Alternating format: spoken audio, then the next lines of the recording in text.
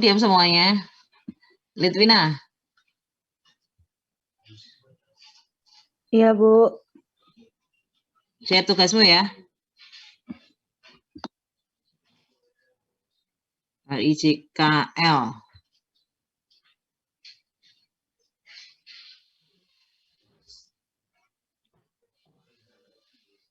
Coba kamu ceritakan tugasmu yang kamu kerjakan bagaimana. Terus jawaban pertanyaan-pertanyaan itu seperti apa?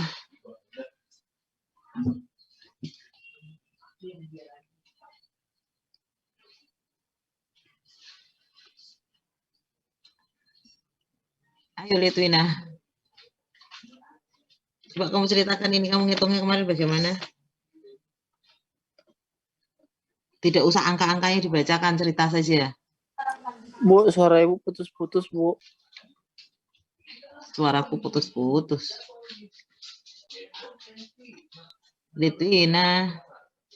Iya, Bu. Iya, ayo ngomonglah.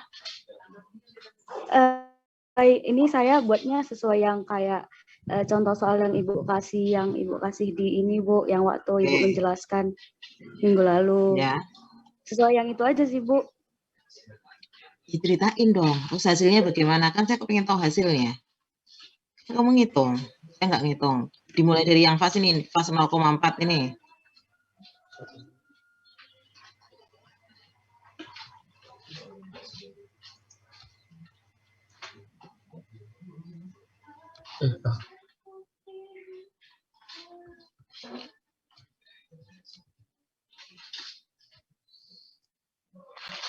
Coba dijadiin persen.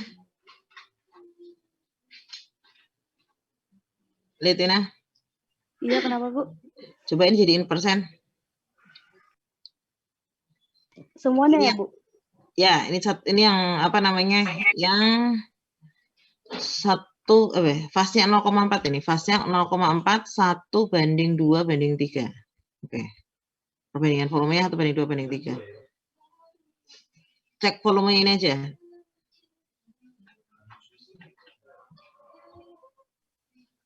Volume yang 3-3 itu ya, Bu? Yang volume air ini coba jadiin persen dulu. Oh, iya, Bu. Terus volume udaranya berapa?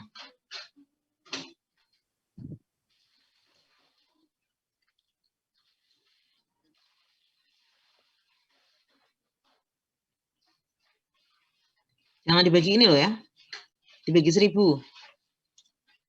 Karena sisanya itu volume udara. Jadi volume udara tetap ada. Jadi totalnya harus 1000 liter. Gimana, Bu? Totalnya ini harus 1000 liter. 1 meter kubik itu kan 1000 liter. Jadi ini sekarang kamu ubah jadikan persen. Jadi 118,86 liter dibagi 1000 kali 100% ketemunya berapa? Oh, iya, Bu.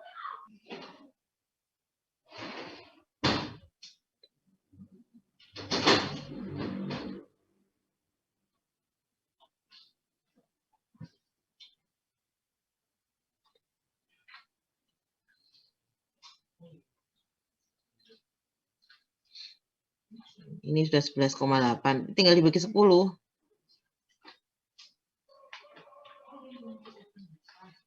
Ini kan berat. Dibagi 1000 kali 100%. Berarti kan tinggal dibagi 10 kan? Berarti ini 9,4%. Ini berapa nih? Bisa saya jawab, Bu? Ya jawablah. Siapa ini?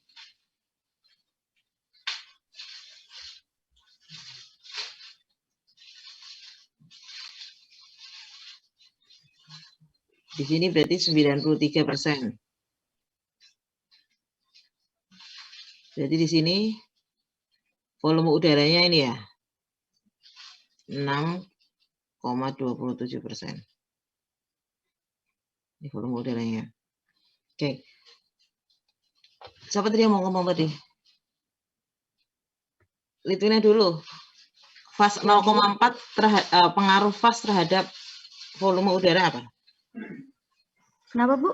Putus-putus, Bu. Suaraku putus-putus. Iya. Masa sih? Mungkin sinyal saya nggak bagus, Bu. Pak Iwan tadi jelas nggak sih? Sinyal kantornya gimana nih? Tapi memang putus-putus loh, Bu. Emang Aku dengar. putus-putus. Iya Bu, suaranya putus-putus. Sinyal kantornya berarti nih. Aku. Ya, aku enggak.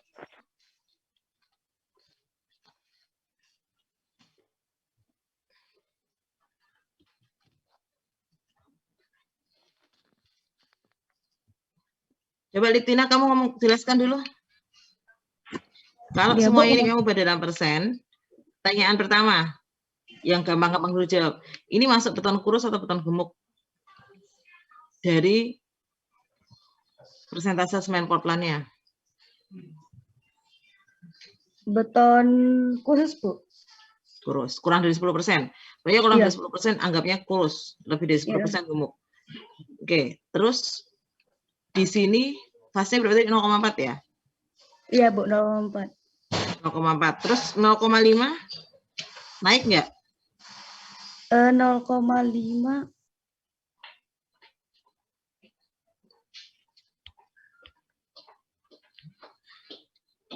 Semen Portlandnya sama atau berubah? Tadi 94,33. Kalian pegang punyamu sambil aku tunjukkan di sini. Di sini 93, turun ya. Fase-nya semakin besar, semakin turun. Iya kan? Iya, Bu, semakin kecil, Bu. Semakin kecil semennya. Semennya dulu kita ngomongin. Sekarang fase-nya 0,6. Di sini semennya 91,84 liter. Lebih kecil lagi. Iya kan? Berarti semakin banyak, semakin besar fase-nya. Jumlah semennya semakin sedikit, tapi jumlah airnya tambah banyak. Jadi ini airnya 173,58 liter. Itu di 173,58 liter itu di fase 0,6. Terus di fase 0,5 mana sih? Di fase 0,5 airnya mana? 146,5. Iya kan? Tadi 173 ini 146,5. Di fase 0,4 airnya 118. Jadi semakin besar fase, semakin besar fasenya, jadi fasenya tambah besar, air pasti tambah banyak.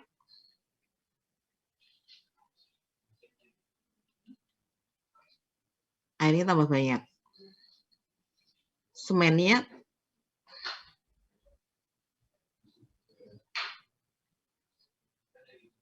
tambah sedikit. Menurut kamu, Litwina, pengaruhnya terhadap kekuatan bagaimana?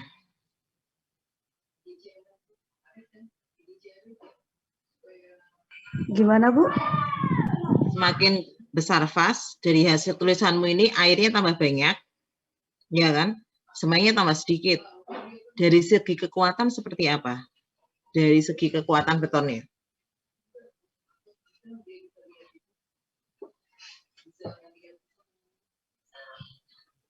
Semakin besar fase, semakin bagus atau semakin jelek? Kayaknya semakin jelek, Bu. Semakin jelek. Karena jumlah semennya tambah sedikit, jumlah airnya tambah banyak. Iya, Jadi Bu. fase itu sangat mempengaruhi hasil akhirnya. Terus perbandingan sekarang. Sekarang perbandingan volume. Mana tabelmu hasil akhirmu? Tabelnya nggak saya buat, Bu. Oh, nggak dibuat. Yang buat tabel siapa?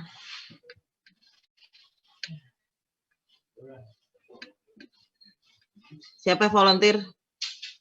Ayo, supaya segera lanjut. Nanti kalau nggak dibahas, ini harus dibahas ini soalnya. Siapa yang bersedia? Oke, mau share screen atau mau dari sini?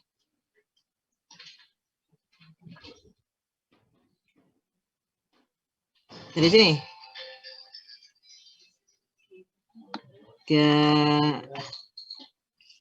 Mana namamu? Oh, ya.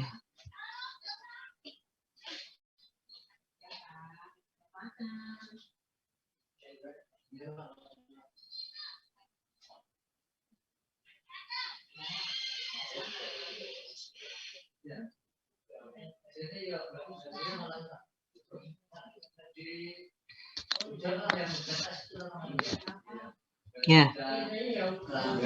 Jelaskan, Gap.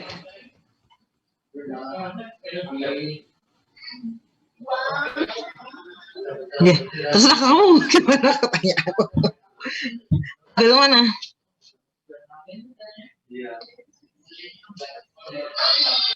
Oke, ini perbandingan volume 1, 2, 3. Ini berat satuannya. Ini hasil rumusmu nggak muncul. Ini hasil. Ini kali dengan berat satuan. Iya. Oke, terus ini perbandingannya terhadap semennya ini jadi berat ini. Jadi ini perbandingan volume, ini sudah perbandingan berat. Iya, dengan perbandingan terhadap semen. Ini kan perbandingan volume. Sampai di sini sudah ganti jadi perbandingan berat ya teman-teman semuanya. Ini sudah jadi perbandingan berat. Jadi kalau ini 1 banding 2 banding 3, ini 1 banding 2,51 banding 3,84. Fasnya 0,4. Totalnya 7,75. Yang pertama ini di bawah. Ini fasnya 0,5 jadi 7,85. Fasnya 0,6 jadi 7,95. Jadi pembaginya tambah besar. Oke. Oh, targetnya sama. Apa? Sekarang di sini. Volume porinya. Sekarang pengaruh fas terhadap volume pori. Jelaskan, GB.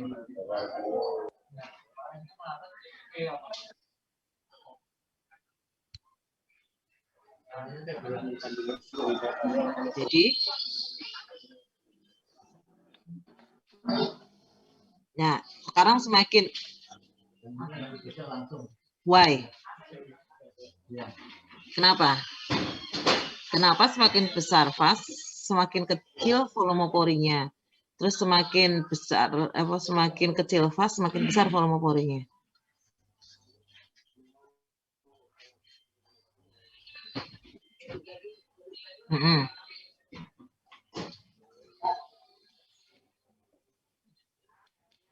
Ya, karena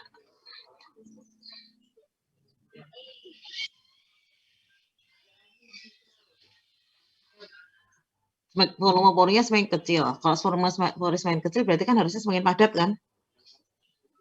Ya, tapi semakin padat itu bagusnya lebih banyak kerikil pasirnya atau lebih banyak air semennya?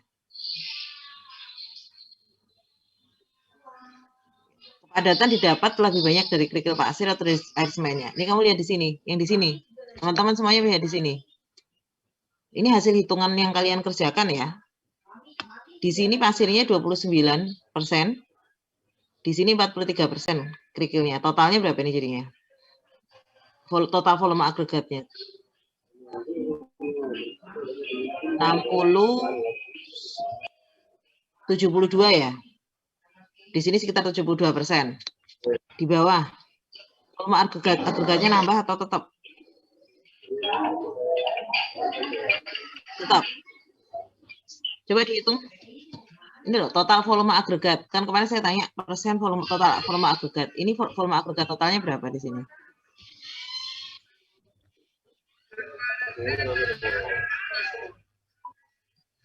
Ini yang 1 banding 2 banding 3, fasnya 0,4.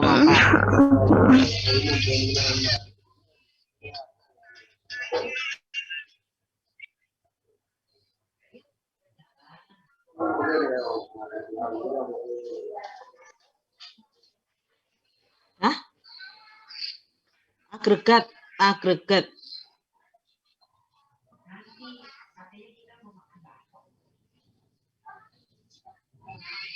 Pasir sama kerikil. 72,32.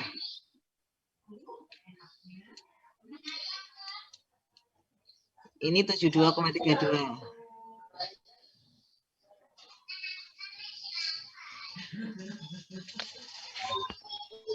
Coba kalau ini digeser, ini berapa ini sekarang?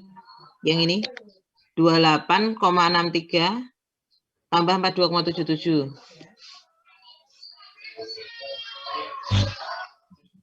71,4 Bu. 71,4. Koma 4. Jangan apa Yang ini 28,27 tambah 42,23.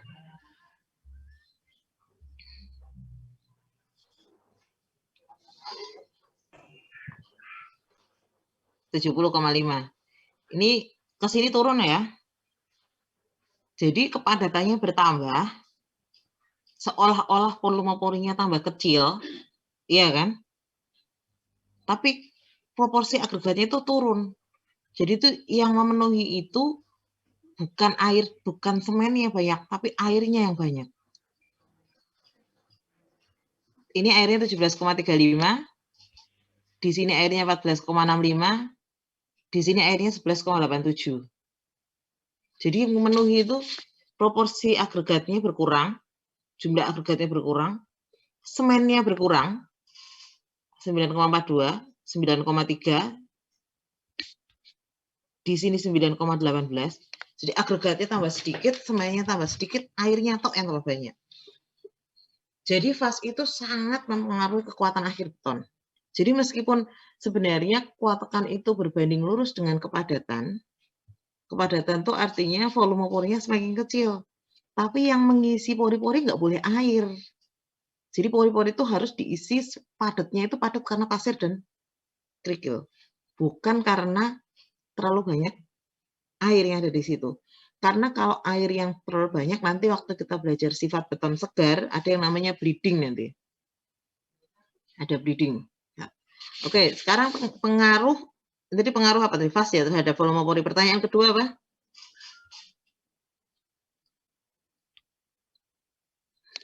Ada 2 soal kan itu?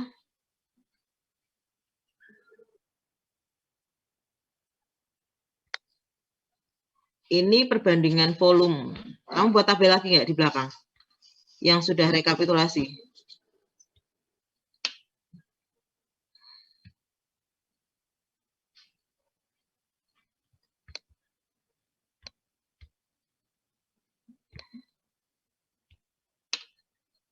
Oke. Ini tabel hasilnya. Perbandingan. Oke. Sekarang fase 0,4. Perbandingan 1:2:3, 1:2:4, 1:3:5. Di sini jumlah airnya semakin kecil ya? Benar kan? Jumlah airnya semakin sedikit, semennya juga semakin sedikit. Ini cuma banyak di mana? Pasir sama kerikilnya. Kalau dibuat persentase, pasta semennya itu berapa nih persentase pasta semen? Pasta semen itu air dengan semen. Ini semuanya beton kurus ya. Semennya di bawah 10 semuanya. Iya kan? Tidak ada di atas 10. Semakin besar perbandingan volumenya, 1:2:3, 1:2:4, 1:3:5, jumlah semennya semakin sedikit.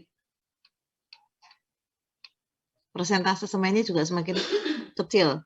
Semakin besar pasnya, semakin kecil. Kalau kalian lihat angkanya nih, ngefek ya. Semakin besar pasnya, persentase semennya semakin turun, beda perbandingan volume juga beda hasil perhitungan kebutuhan semennya. Jadi perbandingan volume itu sangat menentukan hasil akhir. Hanya kalau perbandingan volume seperti ini, kita nggak bisa tahu kuat tekannya berapa. Misalnya ini kita buat campuran 1:2:3, itu nanti akan jadi beton struktural biasanya. Paling itu hanya sampai sekitar FC 20 MPa maksimal. Di luar dari itu nggak bisa untuk beton struktural. Jadi kalau kalian desain, ini kan desain cara yang paling sederhana. Jadi desain cara yang paling sederhana. Setelah ini nanti kita akan desain menggunakan cara prosedur SNI, dan dengan prosedur SNI itu nanti kalian akan dapat hasil yang sesuai dengan target kuat tekan yang ingin kalian capai. Hasil FC aksen yang ingin kalian dapatkan itu berapa, nanti dia akan menyesuaikan dengan itu. Jadi menyesuaikan dengan FC aksen yang ingin kalian targetkan. Nah, di sini Kalau di sini ini perancangan perbandingan volume ini bisa digunakan untuk proyek-proyek rumah tinggal 1 lantai, 2 lantai pol mentok maksimum. Tapi rekomendasi saya untuk beton pakai yang ini, yang paling atas. 1:2:3. Kalau jangan pakai yang di bawah, beton mau keropos, yakin saya. Jangan pakai yang di bawah. Jadi kalau untuk beton, untuk bangunan 1 lantai atau bangunan 2 lantai, kalian pakai hitungannya kalian ini, angka-angka ini, yang 1:2:3 ini, boleh dipakai untuk ngecor nggak, Bu? Kalau misalnya saya ada proyek, ada kerjaan, boleh. Tapi bangunan 1 lantai, bangunan 2 lantai, maksimal itu 2 lantai itu udah nggak bisa lebih. Tapi kalau kalian ingin mendesain yang baik dan benar, yang bisa dipakai untuk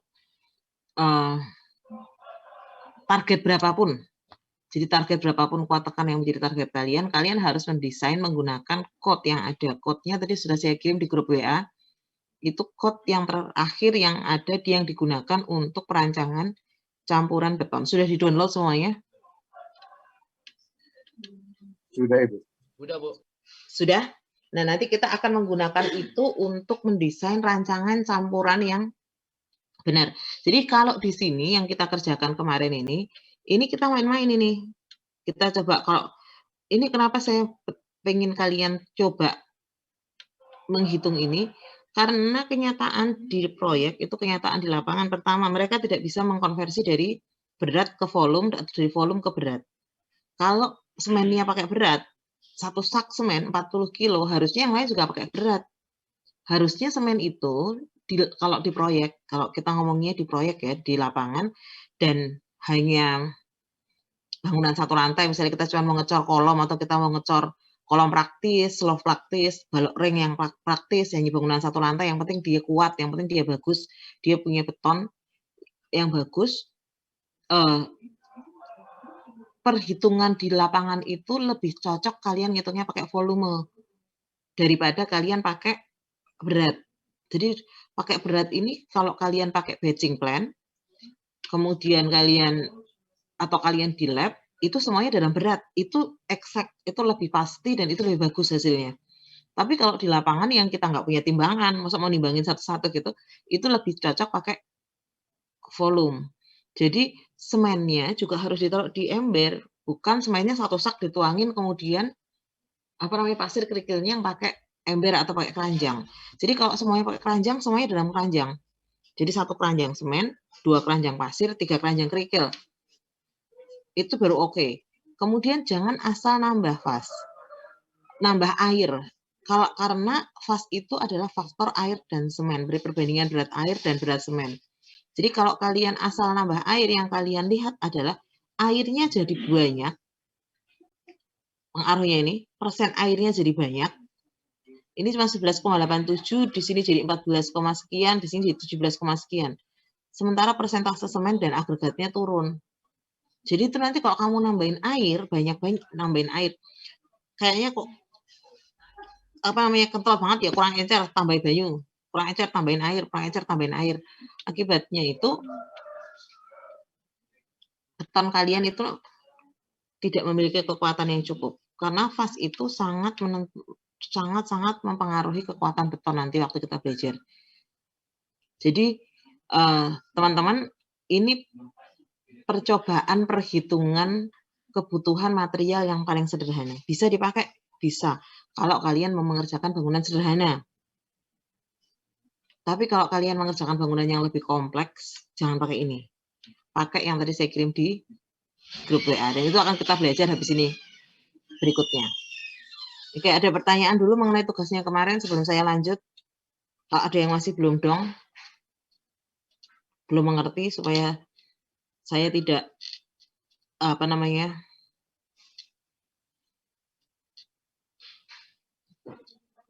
ya.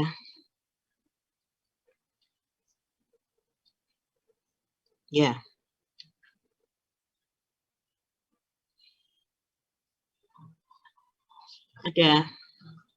Ada. Jadi kemarin yang pernah saya tunjukin waktu di awal kemarin, waktu ngomongin durabilitas beton, itu ada bukan hanya kuat tekan tapi ada W/C kemarin di SNI. kemarin ada yang W per C, itu adalah sebenarnya sama dengan fast. Kalau ini nih water per cemen, gitu sebenarnya itu. Yang di SNI itu misalnya W per C. Jadi itu sama dengan fast. Kalau ini faktor air semen. Jadi kalau kalian lihat di SNI ada tulisannya W per C, itu sebenarnya sama dengan fast. Pertanyaannya tadi kan ditentukan untuk memenuhi, ada ditentukan. Jadi ada fast minimum, ada fast maksimumnya yang diizinkan. Itu nanti kita pakai waktu kita pakai SNI yang kita sudah desain pakai SNI, nanti kita akan masuk ke situ. Gitu ya, Gibi? Ada, jadi ada, bukan tidak ada. Oke. Sebelum saya masuk ke SNI-nya untuk perancangan, kemarin ada yang masih belum selesai di hasil kerikilnya. Saya selesaikan dulu. Karena kemarin memang saya skip di situ untuk masuk. Kemarin saya, oke. Mulai dari sini. Oke. Sudah muncul? Sudah, Ibu. Oke. Ini di soal kemarin kalian saya kasih berat jenis pasir dan kerikil normal itu antara 2,5 sampai 2,7. Kalau curah, dalam curah itu berarti berat satuan itu antara 1,5 sampai 1,8. Porositas kalau kalian ngomongin curah itu antara sekian. Dan kepadatannya sebaliknya. Nah, ini untuk kemarin kalian fungsinya untuk mengkonversi dari berat dan ke volume. Nah, yang kemarin belum masuk itu adalah ukuran butir agregat. Jadi, agregat itu ada syarat maksimumnya. Butir agregat itu tidak bulat, jadi jangan disebut sebagai diameter agregat. Tapi butirannya itu bervariasi. Ketajamannya juga bervariasi. Kalau kalian ambil agregatnya agregat alami, pasirnya pasir sungai, kerikilnya kerikil sungai, mungkin bentuknya bulat-bulat. Karena dia sudah tergerus air, jadi bagus. Tapi kalau kerikil atau pasirnya dari batu pecah, dari split, dari industri pemecah batu, bentuknya akan bervariasi. Jadi butiran itu tidak bulat, jadi jangan sebut diameter. Yang cocok, yang lebih tepat disebut adalah ukuran butiran. Jadi ukuran butiran, bukan diameter butiran, tapi ukuran butiran. Jadi karena butiran itu bervariasi, agregat itu dikelompokkan menurut besar butirannya. Jadi besar butiran itu dihitung dari lolosnya butiran pada ukuran lubang ayakan. Jadi yang menentukan ukuran butiran itu adalah ayakannya. Lubang ayakan itu bisa bulat, bisa persegi, tergantung ayakannya. Biasanya kalau di lab kita menggunakan ayakan yang bulat. Kalau di lapangan kebanyakan pakai ayakan yang persegi. Nah, kalau ayakan yang persegi, bujur sangkar itu disebut sebagai screen. Ini screen. Ayakan sebenarnya disebut sebagai screen. Nah, kalau ayakan yang lubangnya bulat-bulat itu disebut sebagai sheaf. Nah, yang kita gunakan di lab adalah yang sheaf. Kemudian nanti alat penggetarnya yang untuk menggradasi namanya sheaf shaker. Shaker itu dia untuk menggetarkan, makanya dia berfungsi untuk menggetarkan supaya agregat itu turun. Nah, kalau susunan di lab disusun harus ikut fraksi butirannya, harus disusun ukuran butirannya. Jadi di lab itu nanti akan ada satu set ayakan yang digunakan untuk mengayak pasir dan satu set ayakan yang akan digunakan untuk mengayak kerikil. Jadi ayakan itu, satu set ayakan itu ukuran lubangnya itu berbeda-beda. Jadi misalnya ini ukuran lubang 80 mm. Kalau agregat itu lolos di lubang ukuran lubang, berarti dia tidak akan ada yang lebih besar dari 80 mm. Jadi yang ukuran yang lebih besar dari 80 mm akan otomatis tertahan di atas ini. Kemudian kalau ada lubang di bawahnya, ukuran 40 mm. Yang lolos di bawah, itu tidak ada yang lebih besar dari 40 mm. Tapi yang tertahan di atas, ini adalah fraksi butiran, yang tertahan di situ adalah fraksi butiran antara 40 sampai 80 mm. Jadi dia lebih kecil dari 80, tapi dia lebih besar dari 40. Jadi agregat itu dibagi menurut fraksi butirannya, jadi menurut ukuran butirannya. Jadi bukan menurut ukuran sekian enggak, tapi fraksi butirannya. Yang ini fraksi butiran 20-40. Jadi fraksi butiran yang lebih besar dari 20 mili tapi lebih kecil dari 40 mili. Yang di sini fraksi butiran yang lebih besar dari 10 mili tapi lebih kecil dari 20 mili. Nah, ini adalah set untuk gradasi kerikil. Jadi kerikil itu, kalau kemarin kita bilang lebih besar dari 40 mili itu batu. Jadi kan kalau kemarin kita sampai waktu kita membicarakan ukuran butiran menurut butiran itu menurut ukurannya lebih besar dari 40 mili itu batu, antara 5 sampai 40 mili itu kerikil, 0,15 sampai 5 mili itu pasir, kurang dari 0,15 mili itu debu atau lumpur. Jadi kalau kering dia debu, tapi kalau dia basah dia lumpur. Ini adalah set untuk ukuran kerikil. Jadi untuk ukuran kerikil tuh ayakan biasanya kita nggak pakai ayakan nomor 80, udah besar sekali, otomatis nih batu-batu semuanya ini. Ini kita nggak punya juga di lab yang ayakan nomor 80. Yang ayakan kita set di lab itu mulai dari ayakan yang ukuran lubangnya 40 mm. Jadi kalau ada yang tertahan di atas ayakan 40 mm, kalau saya buang. Jadi jangan nggak dipakai untuk pembuatan beton. Jadi pembuatan beton maksimum itu ukuran butirannya yang 40 mm. Jadi tidak ada yang lebih besar dari 40 mm untuk bangunan gedung ya, untuk bangunan gedung terutama. Tidak boleh ada yang lebih besar dari 40 mm. Ada juga yang memutuskan nanti tidak boleh lebih besar dari 20 mm. Oke, nggak apa-apa. Atau ada yang bilang kerikilnya kecil-kecil, nggak boleh yang lebih besar dari 10 mm. Nanti tergantung perencananya, tergantung desainnya. Jadi mau pakai kerikil yang ukuran maksimum 40 mm, boleh. Mau pakai kerikil yang ukuran maksimum 20 mm, boleh. Mau pakai kerikil yang ukuran maksimum 10 mm, juga boleh. Ke bawah ini nanti adalah gradasi pasir, semakin bawah adalah gradasi pasirnya. Di toko bahan bangunan itu sudah digradasi biasanya. Jadi di toko bahan bangunan tuh kita bisa tinggal beli yang ukuran butiran maksimumnya 40 mm. Ini yang paling besar yang 2 cm, jadi beli kerikil yang ukuran paling besar 2 cm yang 20 mm, atau beli kerikil yang ukuran paling besar 1 cm. Itu biasanya ditumpuk sendiri-sendiri, ditumpuknya pisah-pisah. Di query yang terpisah. Nah, ukuran butiran maksimum butir agregat itu harus ditentukan oleh konsultan perencananya. Karena pertimbangannya itu sebenarnya tuh agregat itu kalau besar-besar tuh lebih enak. Harganya lebih murah, semuanya lebih sedikit, tetapi karena dipakai di bangunan gedung yang dimana beton itu tidak kuat menahan tarik, tapi dia bagus menahan tekan, makanya dia butuh berteman dengan baja tulangan.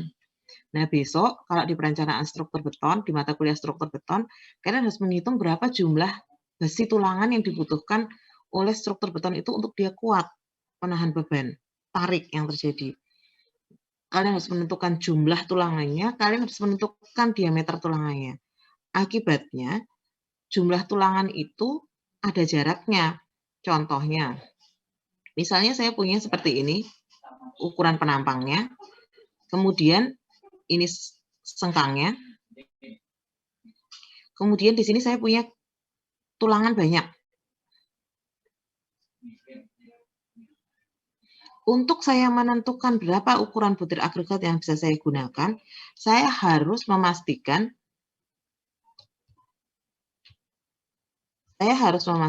bahwa semuanya beton saya itu harus dapat masuk ke dalam jarak antar tulangan dan masuk ke dalam cetakan beton. Makanya besar butiran itu harus dibatasi. Biasanya di sini, ini gambarku miring, ini castingnya cetakan beton itu ukuran di sini. Kemudian di sini biasanya nanti dikasih tahu beton. Ada yang namanya tahu beton. Tahu beton itu dibuat dari mortar gitu kan, mortar kemudian dicetak, kemudian dipotong, misalnya dipotong jadi kayak buat apa namanya, buat tahu, kayak buat tahu. Misalnya kita mau cetakan betonnya selimut betonnya 40 mm ya dibuat dipotong setiap jarak 40 mm. Nanti ditempel di pinggir sini untuk menentukan berapa tebalnya selimut beton. Nah, ini selimut beton ini ada di batas ini harus masuk ke dalam cetakan. Jadi di sini nggak boleh pasir tok, nggak boleh kerikil tok, tapi harus pasir kerikil, harus beton semuanya yang masuk sini. Kemudian harus masuk di dalam jarak antar tulangannya ini.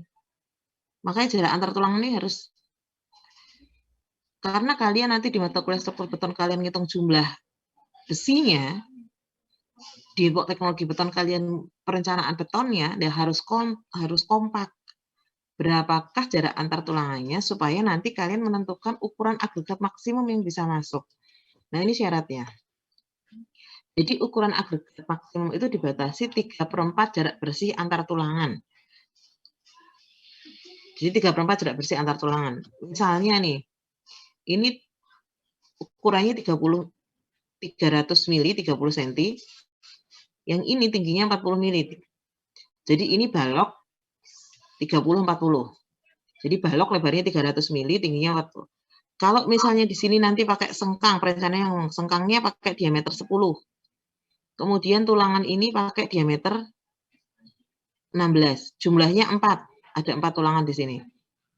Berarti kalian harus tahu jarak antar tulangan ini berapa. Berarti kan ngitungnya kan 300 mili dikurangi 2 kali 40 karena selimutnya 40. Misalnya ini selimutnya kanan kiri ini 40 mili misalnya. 40 mili itu proteksi terhadap kebakaran. Jadi kenapa 40 mili? Supaya kalau kebakaran butuh waktu, paling tidak api itu butuh waktu 2 jam baru panasnya sampai ke besi tulangan. Karena besi tulangan itu kalahnya sama panas. Jadi jangan sampai dia kena panas, cepat sekali kena panas, nanti integritasnya akan hilang, kekuatannya akan hilang. Makanya dikasih batas syarat selimut beton itu 40 mili. Jadi misalnya di sini selimutnya 40 mili, berarti kanan kiri. Di sini 40, di sini 40, jadi 2 kali 40. Dikurangi 2 kali 10. 10 itu diameter sengkangnya. Kanan kiri, misalnya sengkangnya kanan kiri. Dikurangi ada 4 tulangan diameter 16. 4 kali diameter 16. Dibagi dengan, ini ada berapa? 1, 2, 3. Kan ada 3 jaraknya yang dicari kan? Coba dihitungkan. Iseng-iseng saja kalian menghitung. Saya cuma mau kasih tahu kalian menentukan jarak diameter agregat maksimumnya. 300 kurangi 80 kurangi 20 dikurangi 4 kali 16 itu berapa?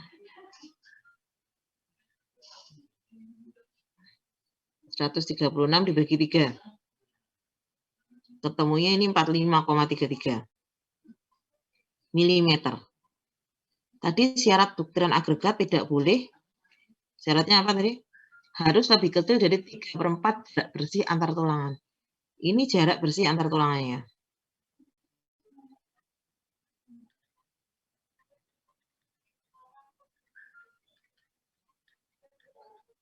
Jadi jarak bersih antar tulangannya 43,33. Ini 3/4-nya dari 43,33 berapa?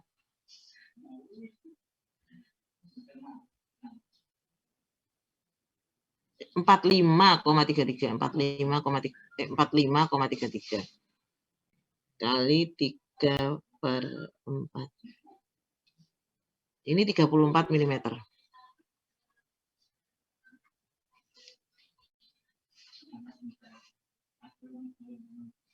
Karena ini ukuran maksimumnya 34 mm, kalian pilih agregatnya yang ukurannya 30 paling gede atau yang ukuran paling gede 20.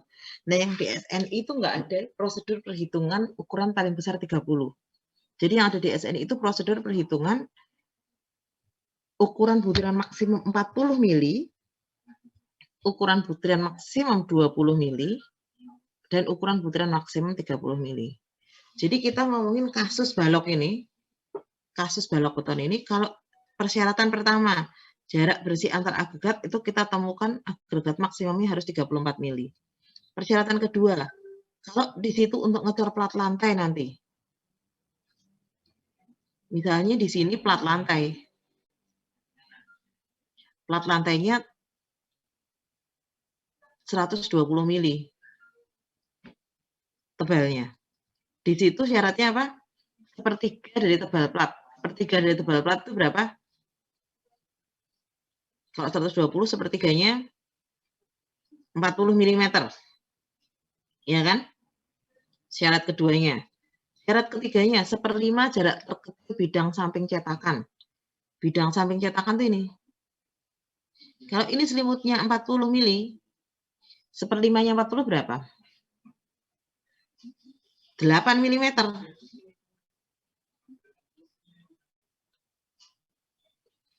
Jadi kalau misalnya kalian mau ngecor bangunan gedung dengan gambar perencananya sudah ada gambar seperti ini, dari gambar perencananya tuh ukurannya 300 mili lebar baloknya. Tinggi baloknya 400 mm. Kemudian sudah ada sengkangnya diameter 10. Ada tulangan utamanya diameter 16. Selimutnya sudah ditentukan. Dari tiga syarat ini, A, B, dan C ini, kalian harus pilih yang terkecil di antaranya. Jadi misalnya ini 34 mili, yang ini 40 mili, yang ini 8 mili. Karena seperlima jarak samping cetakannya. Maksudnya apa? Supaya di sini, di samping-samping cetakan ini, kerikilnya juga masuk. Kerikilnya bukan terkumpul di tengah, tapi semuanya rata. Jadi beton itu harus rata semuanya. Jadi di sini nih harus semuanya ini beton. Harus beton semuanya. Bukan yang ada beton di sini cuma mortar doang. Kenapa? Karena kalau kerikilnya nggak bisa masuk di sini, yang ada di sini cuma semen pasir. Kerikilnya nggak bisa masuk. Makanya untuk menentukan itu ada syaratnya. Nah kalau seperti ini, kalian gunakan ukuran butiran agregat maksimum yang 10 mili. Karena di sini sediakan pilihan 40 mili, 20 mili, atau 10 mili. Pilihan yang disediakan oleh code, oleh peraturan. Jadi kalau misalnya memang bangunan gedung itu pakai kerikilnya kecil-kecil, jangan pakai kerikil besar-besar. Kalau kalian ngecor jembatan itu lain ceritanya. Jadi kalau ngecor jembatan itu pakai yang 40 nggak apa-apa. Jadi beton yang sama, teknologi beton yang sama, cara mendesain yang sama. Nanti kita caranya belajar desain, kalau pakai 40 gimana, kalau pakai 20 gimana, kalau pakai 10 gimana. Tapi menentukan ukuran maksimum agregatnya tergantung itu digunakan untuk apa. Jadi misalnya kalian pakai beton normal untuk pengecoran kolom jembatan. Yang diameter kolomnya gede banget, misalnya untuk Yanti, flyover itu. Itu kan kolomnya gede banget itu. Besi-besi tulangnya gede banget. Tapi selimutnya juga besar sekali, selimut betonnya juga besar sekali. Jadi karena semuanya besar, pakai agregatnya juga yang besar-besar dong. Jangan pakai agregat yang lembut-lembut. Tapi kalau bangunan gedung, tadi kok kasus yang untuk contoh di atas tadi ini yang bangunan gedung, berdasarkan hitungannya kita cuma butuh maksimum kerikilnya 10 mili. Jadi kalau untuk bangunan gedung, jangan pakai kerikil yang gede-gede. Jangan beli kerikil yang asal beli, terus akhirnya berapapun dikirim. Minta di toko bahan bangunannya dikirim yang maksimum hanya 10 mili. Nanti kalau ditanya, ngapa ya mas? Kok apa jenenge? Kenapa ya mas? Kok pakainya kecil-kecil? Kenapa kak? Kok pakai tulang apa namanya kerikilnya nggak pakai kerikil yang besar? Kok pakai kerikilnya kok kecil-kecil? Alasannya supaya semuanya bisa masuk ke bidang samping cetakan, ke semua ini bisa masuk rata. Pasir, kerikil, pasir, kerikil, semen, air masuk semuanya. Kalau tidak, karena sesak dia akan terkumpul. Akan ada sarang-sarang kerikil. Ada tempat yang banyak kerikilnya dan ada tempat yang nggak ada kerikilnya, hanya semen sama pasir aja. Akibatnya kekuatan betonnya tidak seragam. Padahal seharusnya kekuatan betonnya harus seragam. Di perencanaan itu, di hitungan struktur beton itu, asumsinya itu adalah seragam semuanya. Kenyataannya pada pembuatannya seringkali bisa tidak seragam. Nah, kita kan bicara pembuatan betonnya ini. Itu yang makanya harus dipikirkan. Oke, sampai di sini ada pertanyaan? Saya Bu mau bertanya Bu. Ya, kenapa? Berarti saat di lapangan berarti kita harus menghitung semisal 3 hitungan juga gitu Bu berarti. Ya. Jadi misalnya kamu sudah punya gambar nih, sudah punya gambar DED, perencananya sudah buat gambar, terus jadi gambarmu itu cuma ngecek aja, yang penting tahu jarak antar tulangan ini berapa. Jarak antar tulangannya syaratnya itu paling enggak 3/4 dari jarak antar tulangan. Supaya apa? Supaya masuk. Kalau enggak sesak, enggak bisa masuk ke kerikilnya. Tapi mungkin di jarak antar tulangannya masuk. Nanti di plat lantainya cukup, karena plat lantainya tebalnya 120 mili. Sepertiga platnya itu 40. Tapi di bekestingnya masuk enggak? Jangan-jangan masalahnya justru di bekestingnya. Itu makanya harus diukur. Syaratnya ya 3 itu. Begitu. Siap Ibu, terima kasih Ibu. Oke. Ada pertanyaan yang lain? Saya Bu, Ya. ini perbedaan cuaca di berbagai tempat itu berpengaruh juga sama beton Bu. Iya, sangat. Sangat. Itu karena proses hidrasi semen ya, semen sama air yang saya jelaskan.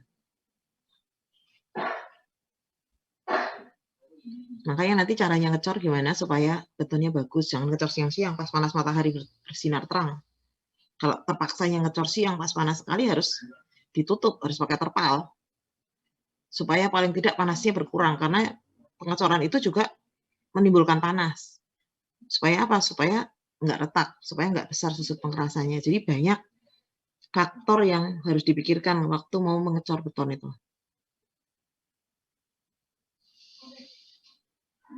Ada pertanyaan yang lain? Berarti pengecoran dalam cuaca panas akan membuat beton retak ya, Bu? Iya, betul, Mas Bro. Karena penguapannya besar, susut pengerasannya cepat sekali, makanya harus dirawat. Lebih disarankan mengecor itu malam-malam. Supaya panasnya hanya panas hidrasi aja. Tidak ditambah panas matahari. Sudah panas hidrasi panas, masih ditambah panas matahari lagi. Karena baru berapa minggu ini saya ditelepon bolak-balik. Pada tanya, karena saya dosen teknologi beton ditanyain. Apa namanya, kenapa kalau saya ngecor platnya pada retak ya Bu? Ya kenyataannya begitu. Di lapangan kalau nggak memperhatikan baik-baik, platnya pada retak. Baru dicor seminggu kok retak ya? Ya perawatannya bagaimana? Ya ngecornya bagaimana?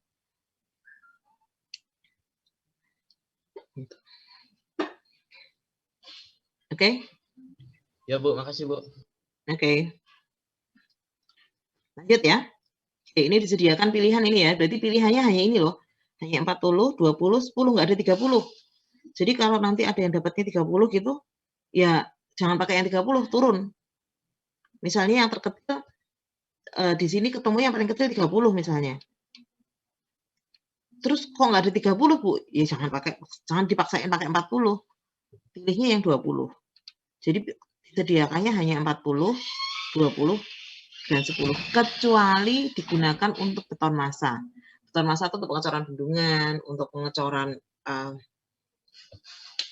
rigid pavement, perkerasan kaku, seperti itu yang pengecoran dalam jumlah yang sangat besar atau dalam volume yang sangat besar, itu boleh pakai kerikil, bahkan batu yang ukurannya besar-besar 75 mili atau 150 mili. Oke. Nah, sekarang kita bicarakan agregat halus. Kalau tadi agregat kasarnya, batasan agregat kasarnya yang diizinkan. Nah, sekarang kalau agregat halus itu dibagi jadi 4 jenis. Jadi agregat halus itu disebut pasir, itu dibagi jadi 4 jenis, yaitu pasir kasar, agak kasar, agak halus, dan halus. Jadi pembagian gradasinya seperti itu. Pasirmu itu termasuk pasir kasar itu kok dipegang, tanganmu sakit, remet gitu ya, diremas begitu, sakit tangannya karena kasar, atau agak kasar, agak halus, atau halus.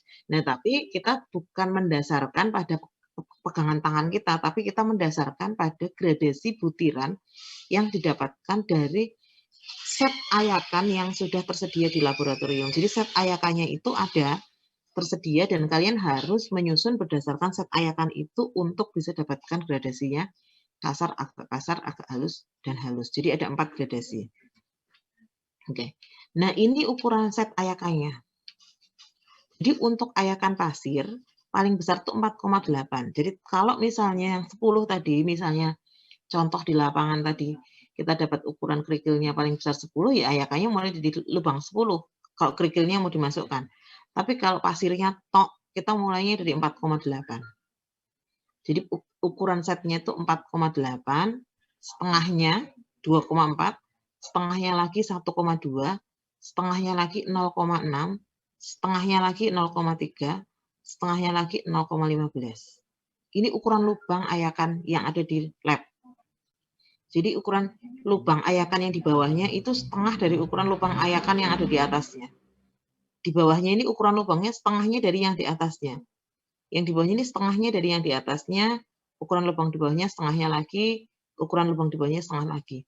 Lebih kecil dari 0,15 itu debu atau lumpur. Jadi yang lebih dari 0,15 itu dalam pembangunan harusnya nggak ada. Harusnya hilang. Nah, untuk menentukan pasir itu masuk ke kasar, agak halus, atau halus, itu perlu proses perhitungan. Untuk menentukan berapa persen berat butiran yang lewat ayakan, tergantung dari jenis agregatnya. Saya punya pasir, saya ambil dari Sungai Code di Kota Jogja. Saya punya pasir, saya ambil dari Merapi. Sungai Code itu pasirnya juga berhulu di Merapi. Tapi sungainya saya ambil dari sungai yang ada di tengah kota. Saya ambil dari pasir yang dari sungai yang sama, tapi yang posisinya di hulu di Merapi. Atau saya ambil pasir di hilirnya Sungai Code yang sudah dekat pantai selatan sana. Itu akan memberikan tekstur gradasi yang berbeda. Bisa masuk ke kasar, agak halus, atau halus. Atau saya ambil pasir dari sumber yang berbeda, dari sungai yang berbeda. Satunya saya ambil dari Sungai Code, satunya saya ambil dari Sungai Winongo, satunya saya ambil dari Sungai Opak, satunya saya ambil dari Sungai Gajah Uwong, satunya saya ambil dari Sungai Oyo, satunya saya ambil dari Sungai Progo, pasir dari Kulon Progo. Beda sumber, itu beda gradasi. Jadi kalau kalian mengambil sampel, satu gradasi yang kalian ambil itu berlaku untuk pasir itu, tidak berlaku untuk pasir yang lainnya. Bisa jadi kalian beli lagi pasir di toko bahan bangunan yang sama, tapi didapat dari sumber yang berbeda. Itu nanti akan berbeda. Nah, batas-batas gradasinya itu ini. Pokoknya semuanya harus lolos. Ini kan persen butiran yang lolos ayakan, yang lewat ayakan. Jadi karena ini 100%, artinya semuanya harus lolos di ayakan lubang nomor 10. Lubang yang ukurannya 10 mili. Semuanya harus lolos. Tidak ada yang tertahan di situ. Nah, di ayakan yang ukuran 4,8, lolos 90-100%. Jadi misalnya lolosnya 93%, oke, berarti masuk di sini. Atau ini di sini. Kalau yang pasir halus, di ayakan yang ukuran 4,8 mili ini lolosnya lolos 95-100% yang lolos. Berarti yang tertahan di atas sangat sedikit, yang tertahan di atas 4,8 ini. Turun ke bawah, yang lolos dari ayakan 2,4, jadi bukan yang tertahan ya, yang lolos dari ayakan 2,4 ini antara 60-95% itu masih kasar. Kalau agak kasar itu antara 75-100, yang agak halus antara 85-100, yang halus 95-100. Kemudian turun lagi ke bawah. Yang lolos ayakan di bawahnya 1,2 ini antara 30-70% yang lolos. Ini antara 55-90. Kalau kalian lihat, yang halus ini hampir semuanya lolos di sini. Ini lolos, di ayakan ini lolos, pasti di ayakan ini lolos, ini lolos. Jadi banyak yang kecil pasirnya yang halus. Kalau di sini tergradasi baik, pasirnya kasar itu biasanya pasirnya bergradasi bagus. Atau agak kasar itu tidak tergradasi baik. Biasanya nanti di semua faksi butirannya akan ada ukuran itu. Itu batas-batas gradasi agregat. Nah, kalau digambar di kurva, bentuknya batas-batas gradasi itu seperti ini. Ini batas gradasi agregat. Ini juga batas gradasi agregatnya. Jadi, misalnya ini tergantung, ini kan digambar di Excel, warnanya mungkin beda, atau ada yang putus-putus, ada yang putus titik, hanya cuma karena ini sudah hasil scanan jadi tidak bagus. Nah, ini adalah batas-batas gradasi agregat. Kalau kalian pengen lihat yang bagus, yang di file yang tadi saya kirim ke kalian. Sebenarnya nggak bagus juga sih. Sebentar ya.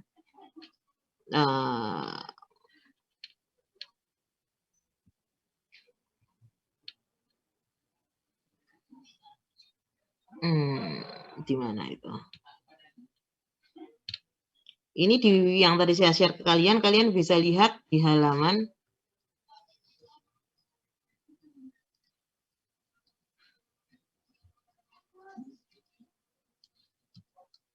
tunggu, di halaman ini di PDF-nya.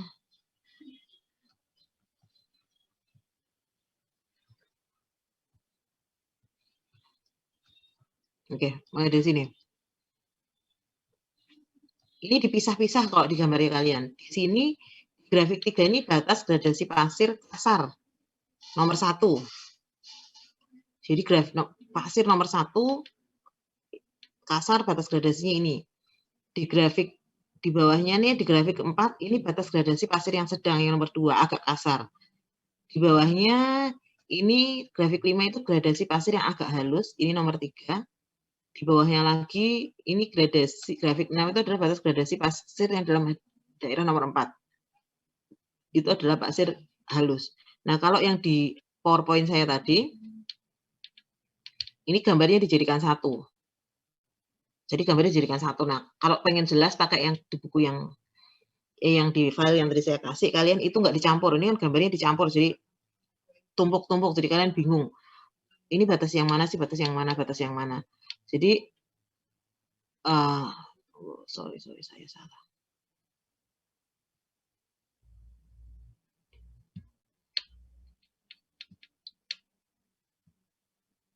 Oke, jadi kalau ini karena ditumpuk-tumpuk gambarnya, jadi nanti kalian agak bingung, kalian pakai yang di file yang tadi saya sudah kasih ke kalian. Sambil dilihat, coba dibuka. Katanya sudah di-download. Sudah ketemu belum? Kalau perlu di-print. Udah, Bu. Di-print ya. Harus kalian print. Karena itu nanti harus digaris-garis. Kalau pakai PDF nggak bisa digaris-garis, harus di-print. Semuanya wajib punya. Masing-masing, sendiri-sendiri harus punya. Nggak pinjam-pinjaman.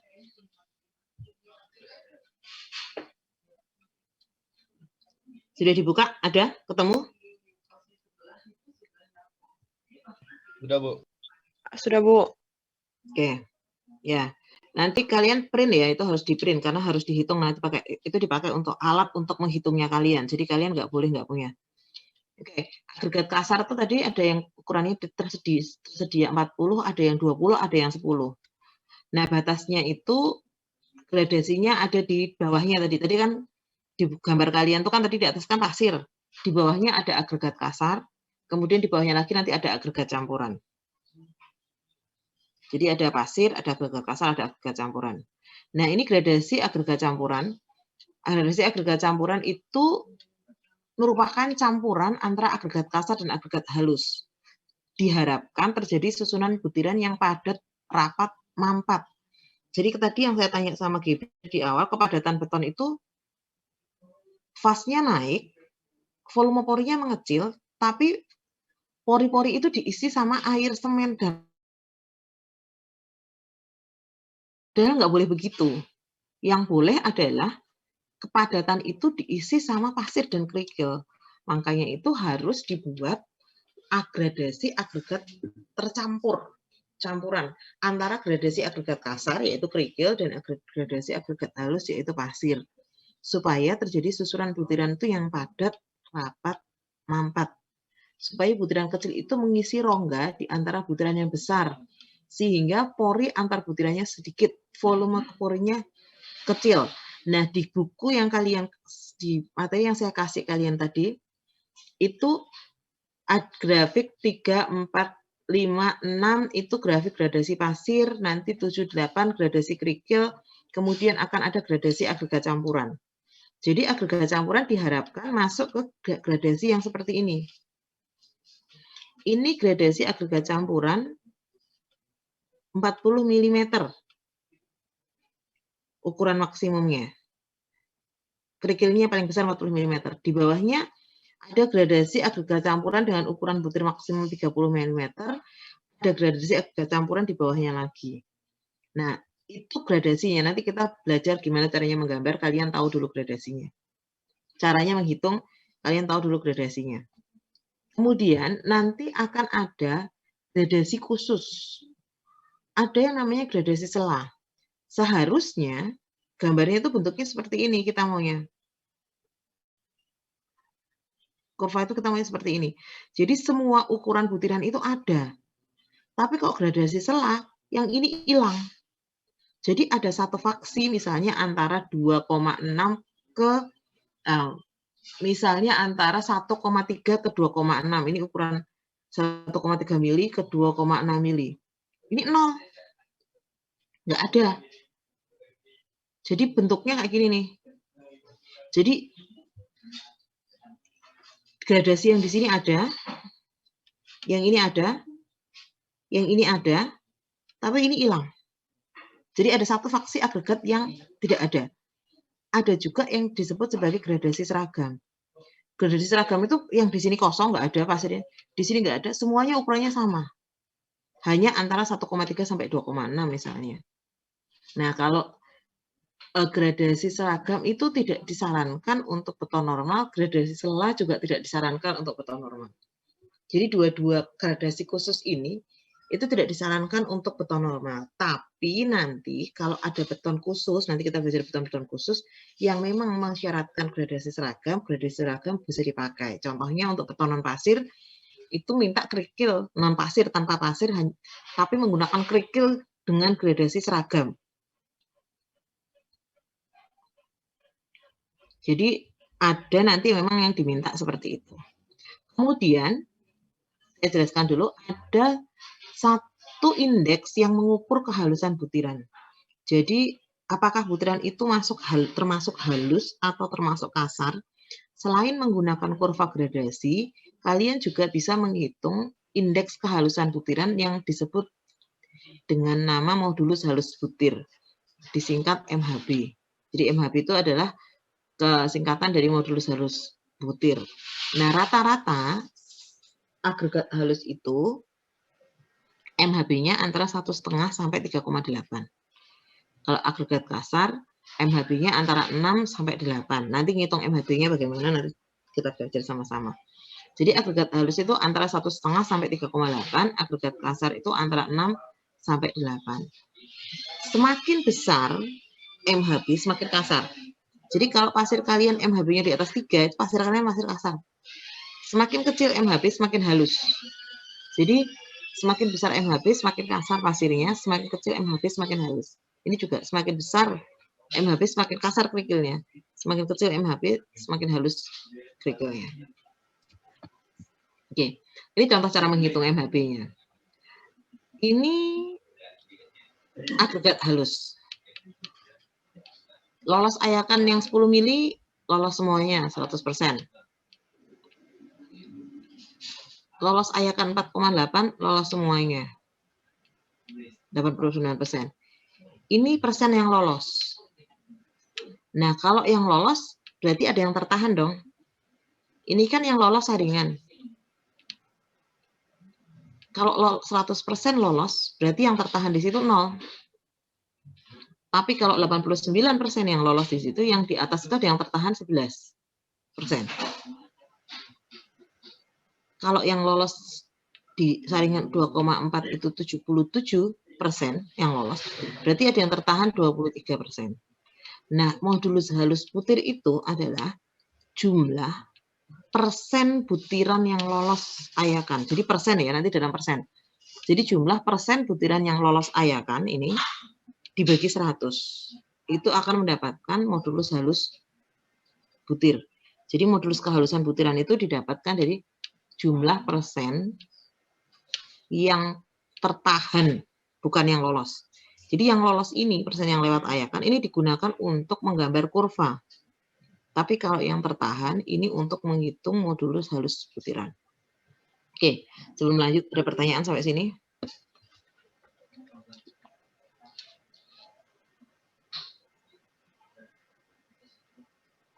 Bu, mau nanya, Bu. Kan itu lubang ayakan kan 9,6. Kalau yang di mata kuliah Mektan itu kan lubang ayakan. Siapa yang tanya nih? Nathan, Ibu.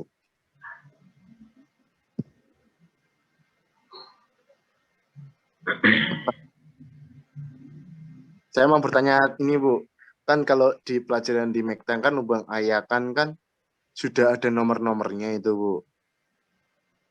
Kayak semisal 200 dari nomor ayakan 4,75, 2, 0,85 sama 0,43. Itu apakah sama seperti yang di beton ini? Atau gimana? Yang di MHB?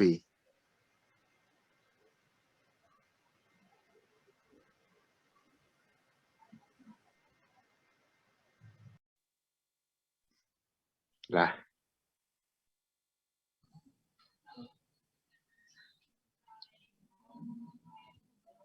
Halo teman-teman.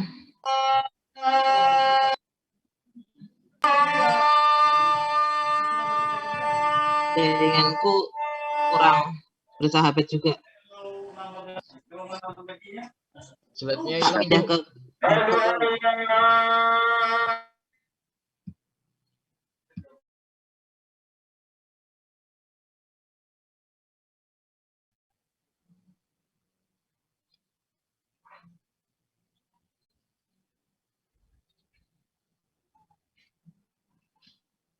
Halo. halo Ibu. Halo, Bu. Halo. Oh, oke.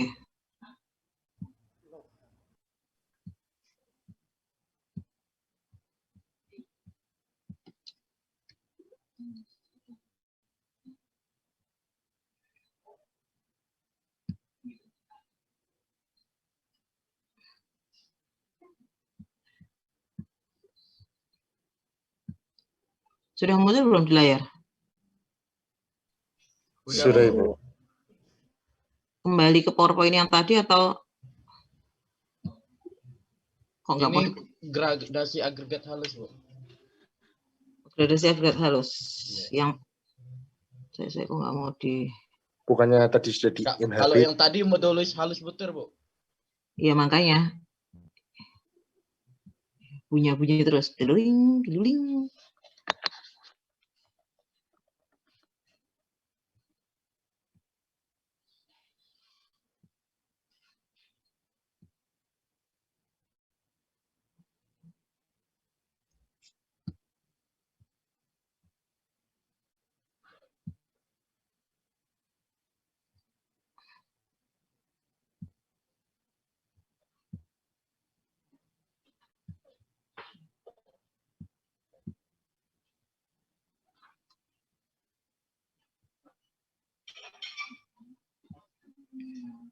Oke, ini sudah? Udah, Bu. Ya. Sudah Bu. Tadi siapa yang mau tanya? Saya Ibu. Iya, gimana Nathan? Kan itu kan kalau yang di sini kan lubang ayakan ini kan 9,6, 4,8 sama 2,4. Nah, kalau yang di pelajaran di Mektan itu lubang ukuran saringannya itu 4,75, 2, 0,85, 0,43. Itu tuh perbedaannya apa ya, Bu? Beda lah. Mektan itu saringan tanah. Kalau ini saringan pasir. Berarti kalau MHB itu berarti identik dengan pasir juga. Pasir aja gitu, Bu. MHB itu bisa dipakai di Mektan, bisa dipakai di teknologi beton. Tapi set saringannya beda. Jadi nanti kalau ke lab, jangan salah ngambil saringan. Di lab itu ada saringan tanah, ada saringan pasir. Jadi set saringan yang di lab itu ada set saringan yang digunakan untuk praktikum mekanika tanah. Itu digunakan untuk menghitung modulus halus butir tanah. Tapi kalau yang di sini digunakan untuk menghitung modulus halus butir pasir. Jadi set ayakan untuk teknologi beton itu nggak sama dengan set ayakan yang dipakai untuk Mektan. Kalau alat pengocoknya gitu, shift shakernya sama bareng-bareng. Ukuran apa namanya? Ukuran shiftnya, buletannya yang ada di ukuran shiftnya itu juga sama. Jadi bentuknya itu kayak gini nih loh. Nggak ada gambar ayakannya gitu. Kayak gini nih. Cuman ayakan gini aja, di sini ada apa namanya? Ada shiftnya yang berlubang-lubang itu. Nah, ukuran ini podo diameternya. Jadi nanti pakai alat yang kita pakai dipakai di Mektan, dipakai juga di teknologi beton, alatnya itu sama. Tapi ukuran lubang ayakannya yang beda. Jadi ukuran lubang ayakannya beda. Jadi ukuran lubang ayakan yang digunakan di teknologi beton itu menggunakan ukuran lubang ayakan untuk gradasi pasir. Tapi yang di mekanika tanah itu ukuran lubang ayakan untuk tanah. Karena ada tanah pasir, ada tanah lempung, ada lanau. Jadi beda dengan, jadi tanah dengan pasir yang digunakan di teknologi beton beda ayakannya. Beda setnya. Set ayakannya beda. Bedanya beda ukuran lubang ayakannya. shift-nya yang beda, ukuran shift-nya. Gitu. Siap, Ibu. Siap. Terima kasih, Bu. Oke. Tidak ada pertanyaan yang lain? Lanjut kita. Oke, ini kalau agregat kasar. Nah, di sini agregat kasar ini contohnya kalian lihat, agregat kasar itu hitungannya bukan hanya hitung lubang ayakan untuk agregat kasar tok. Jadi misalnya di sini lolos ayakan 40 lolos semua 100%. Lolos ayakan 20 lolos 35%. Lolos ayakan nomor 10 lolos 8%. Lolos ayakan 4,8 lolos 3%. Selebihnya 0. Berarti kan nggak ada pasirnya itu kerikil tok. Tapi untuk menghitung modulus jelas butir harus dihitung sampai bawah. Jadi set ayakannya tetap dihitung sampai bawah. Bukan hanya, oh kan yang mau diukur kan hanya kerikil aja. Berarti sampai di sini sudah nggak. Jadi meskipun itu kerikil, set ayakannya yang tertulis tetap harus sampai bawah. Meskipun nanti waktu praktikum paling kita sampai sini toh. Jadi waktu praktikum paling hanya 40, 20, 10, 4,8, 2,4 langsung 10 wadah di bawahnya. Karena asumsinya udah nggak ada pasir sama sekali di bawahnya. Harusnya kalau ada di sini udah 0, berarti kan di sini udah 0 semuanya ke bawahnya.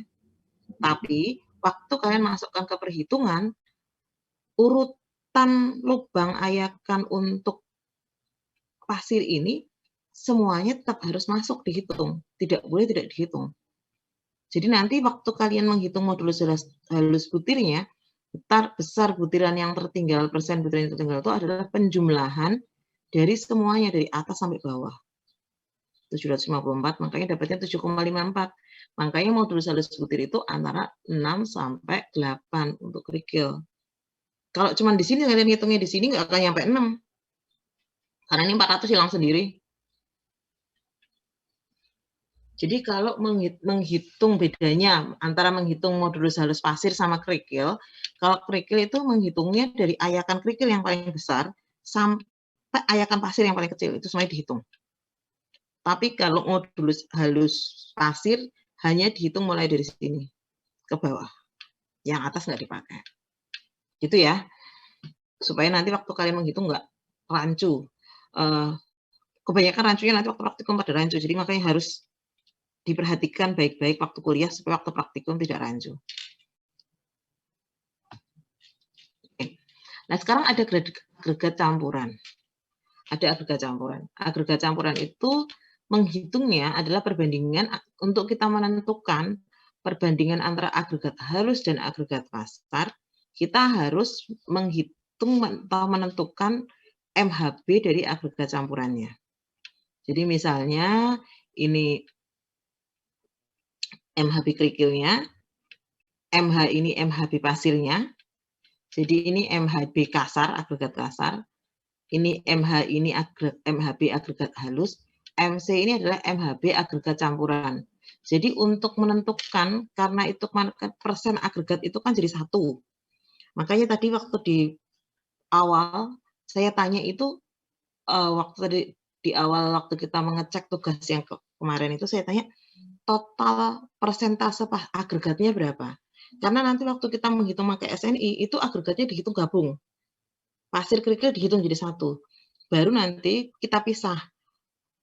Persentase pasirnya berapa, berat pasirnya berapa dibanding berat kerikilnya, dipisah berdasarkan apa?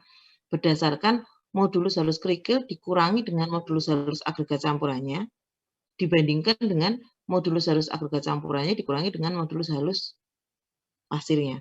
Namanya MHB kerikil itu besar, MHB pasir itu kecil, campuran pasti di tengah-tengahnya di antaranya MHB-nya.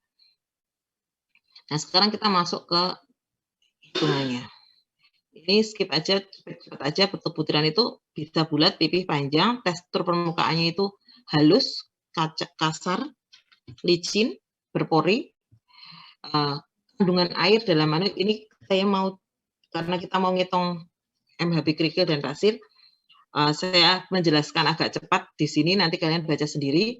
Jadi kandungan air itu ada kering mutlak, ada kering udara, ada jenuh kering mutlak, ada basah.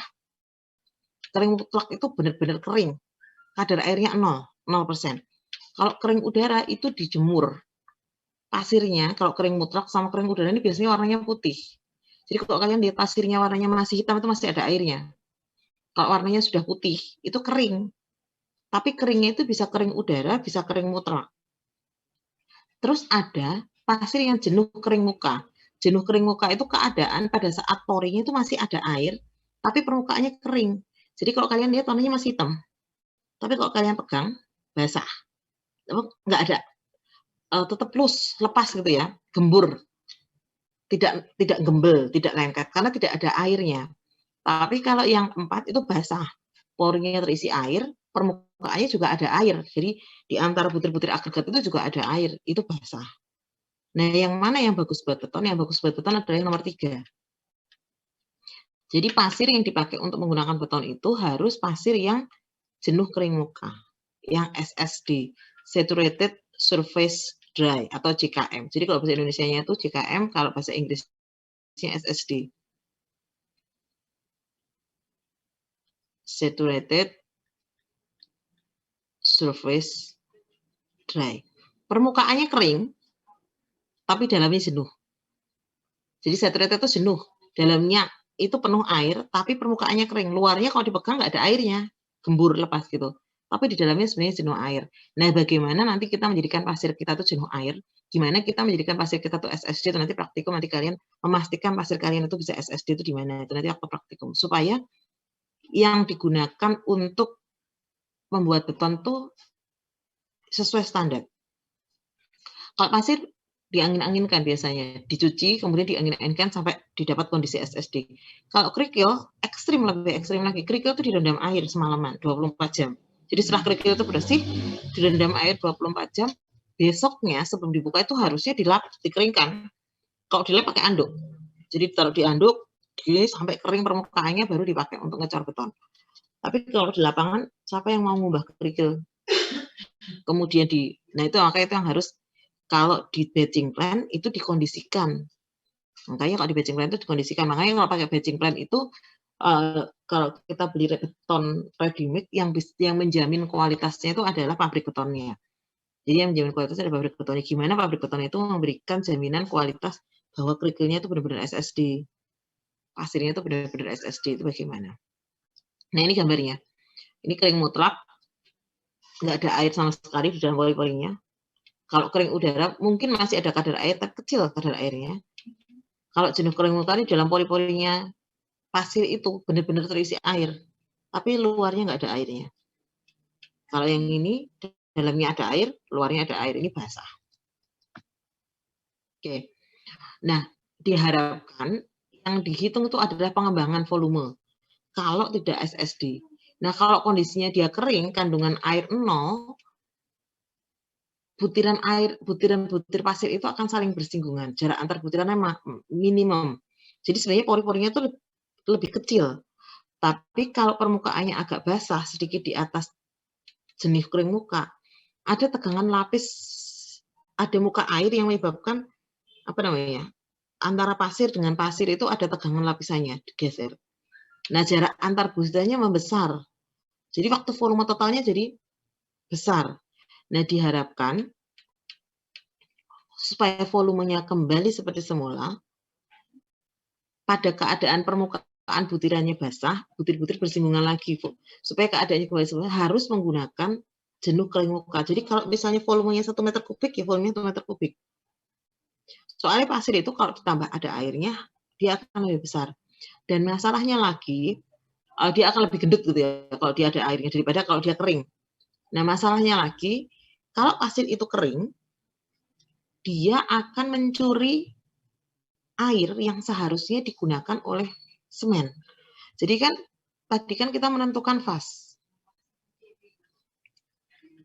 Faktor air semen. Ini air dibanding semen. Airnya sudah diukur jumlahnya. Tapi pasir itu harus SSD. Kerikil itu harus SSD, harus JKM, jenuh kering muka, harus Saturated Surface Dry. Kalau dia tidak SSD, kalau dia basah, dia akan menambah faz. Jadi faznya sudah ditetapkan, tapi karena dia basah. Kalau dia kering, dia mencuri faz. Jadi air itu fungsinya itu untuk hidrasi air dan semen.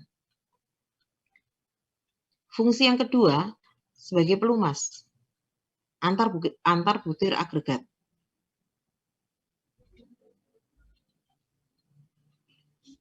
Sebenarnya fase 0,2 saja cukup. Jadi air sama semen itu butuhnya sekitar 0,2. Jadi fase 0,2 itu cukup untuk hidrasi air dengan semen. Selebihnya air itu digunakan untuk pelumas antar butir agregat. Tetapi kalau dia kering, air yang harusnya dipakai untuk hidrasi semen dan dipakai untuk pelumas antar butir agregat terpaksa akan salah pencet lagi. Terpaksa akan diambil oleh kerikilnya. Terpaksa akan diambil oleh pasirnya. Sehingga air tidak cukup. Pasnya tadi direncanakan berapa, jadi makanya jadi susah diaduk karena terlalu kering. Makanya itu harus tepat pasirnya. Ini gambar pengembangan volume pasirnya. Nanti skip, kalian belajar sendiri, keausan agregatnya juga kalian belajar sendiri. Intinya agregat itu harus keras, harus kuat, supaya kalau ditekan, nanti diuji tekan pakai kubus atau silinder beton, jangan sampai pasir atau kerikilnya pecah. Jadi kalau kerikilnya pasirnya nggak kuat, rapuh dia, ditekan pasirnya pecah duluan, kerikilnya pecah duluan, itu nggak bagus. Jadi nggak boleh seperti itu. Jadi harus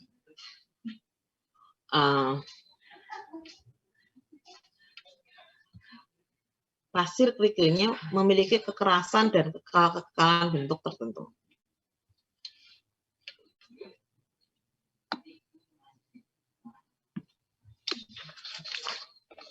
Oke.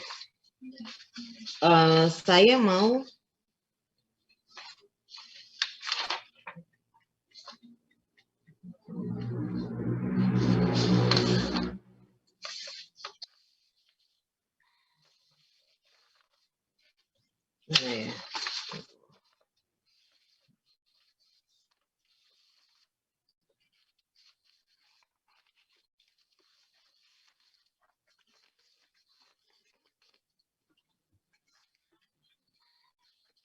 kasih contoh perhitungan. Misalnya di sini,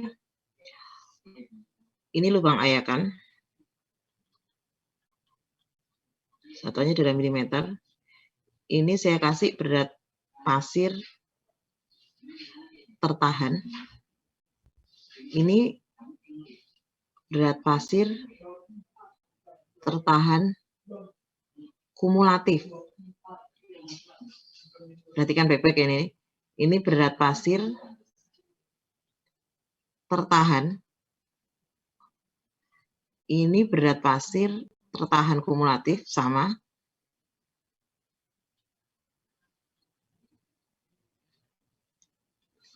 Ini berat pasir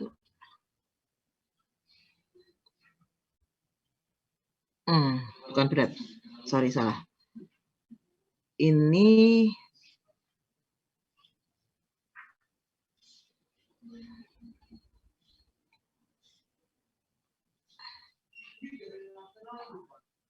persen.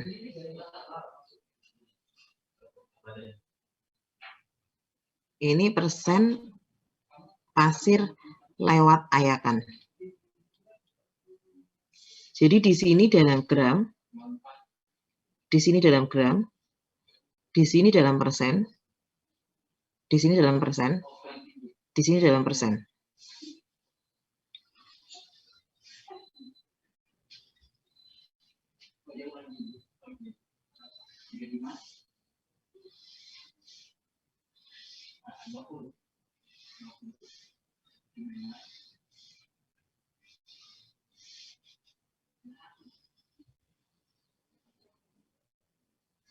Oke.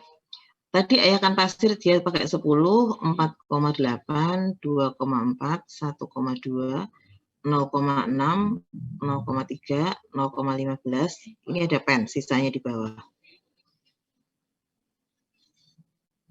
Kemudian di sini nanti tempat untuk nulis jumlahnya.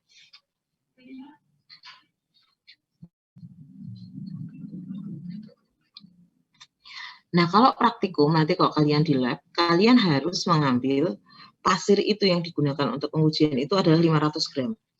Jadi totalnya itu 500 gram. Misalnya, ini berat pasir judulnya ini, kemudian kalian menyusun ayakan, jadi ini ayakannya, disusun gitu. Ini ayakan nomor 10 mili, ini ayakan 4,8, ayakan 2,4, 1,2, 0,6, 0,3, 0,15 pen. Jadi ini yang 10, 4,8, 2,4, 1,2, 0,6, 0,3, 0,15. Ini pen. Pen itu panci paling bawah. Udah nggak ada ayakan lagi di paling bawah. Nah, saya punya pasir itu totalnya 500 gram. Saya tuangkan, saya masukkan ke sini. Kemudian satu set ayakan yang sudah saya tumpuk ini, saya bawa ke mesin shave shaker. Jadi ke mesin yang akan menggetarkan, yang akan mengocok dan akan menggetarkan dari saringan ini. Akibat getaran itu pasir itu akan tergradasi, pasti akan turun ke bawah. Betul kan? Jadi dia akan tergradasi, akan turun ke bawah, kemudian ada pasir yang ada yang tertahan di sini, atau ada yang tertahan di sini, ada yang tertahan di sini, tertahan di sini. Nah, kalau pasir harusnya di ayakan nomor 10 ini semuanya lolos. Berarti kalau semuanya lolos tidak ada yang tertahan, berarti 0. Berarti berat pasir tertahannya nggak ada. Misalnya yang tertahan di sini ada 15 gram yang tertahan di 4,8. Terus yang tertahan di 2,4 ada 23. Yang tertahan di sini ada 65. Yang tertahan di sini ada 115. Yang tertahan di sini ada 125. Yang tertahan di sini ada berapa ini? Kira-kira. Ini udah berapa ini? Ini namanya soal ngarang tuh ya, gini nih. Terus mikir dulu sebentar. 15 tambah 23 tambah 65 tambah 115 tambah 125. Misalnya di sini 100, di sini 57. Nah, kalau yang di pen ini ada 57, berarti pas ini jelek, kotor. Kenapa? Karena yang lebih kecil dari 0,15 ini 57. 57 dari 50 itu dari 500 gram itu 10% ya, lebih dari 10%. Padahal syarat batas kadar lumpur yang diizinkan itu adalah hanya maksimal 5%. Jadi pasir itu boleh mengandung lumpur itu. Jadi kalau kayak begini, ketemu kayak begini, kotor ini pasirnya harus dicuci. Ya bagus. Jadi kalau yang dipanen terlalu besar. Makanya saya ganti ini angkanya.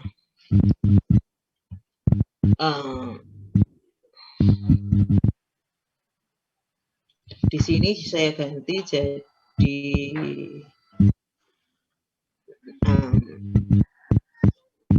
63, di sini jadi 17. Totalnya 500 tetap. 15 tambah 63 sambil kalian ngecek supaya soal saya nggak salah. Tambah 65 tambah 115 tambah 125 tambah 100 tambah 17 pas 500. Semuanya masih on? Masih bersama saya di sini? Masih, Bu. Masih, Bu. Masih. Oke. Berat tertahan ini kemudian berat pasir tertahan kumulatif. Ini berarti 0. Namanya kumulatif itu berarti akumulasi. Berarti ini 0 tambah 15. Ini 15. Ini 15 tambah 63. Ini tambah ini. Ketemunya di sini. Nanti hasilnya ini ditambah ini. Ketemunya di sini. Hasilnya ini ditambah ini. Ketemunya di sini. Ini tambah ini, ketemunya di sini. Ini Ini tambah ini, ketemunya di sini. Ini tambah ini, ketemunya di sini. Ini dijumlah. Ngerti ya? Kumulatif.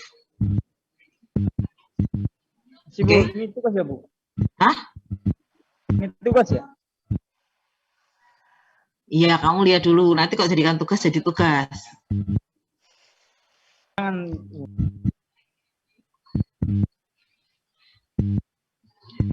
Tahu ya? Berarti kan ini tambah 0, tambah 5, 0, ini juga ini 0, tambah 15 sama dengan 15 tambah 63 sama dengan berapa ditulis di sini. Ini tambah 65 sama dengan berapa ditulis di sini. Ini tambah 115 sama dengan berapa ditulis di sini. Paham ya? Kemudian yang persen. Yang persen tertahan itu berarti ini 0%. Ini 0 berarti ini berapa persen di sini? 15 dibagi 500 kali 100. Berarti di sini ini 15 per 500 kali 100.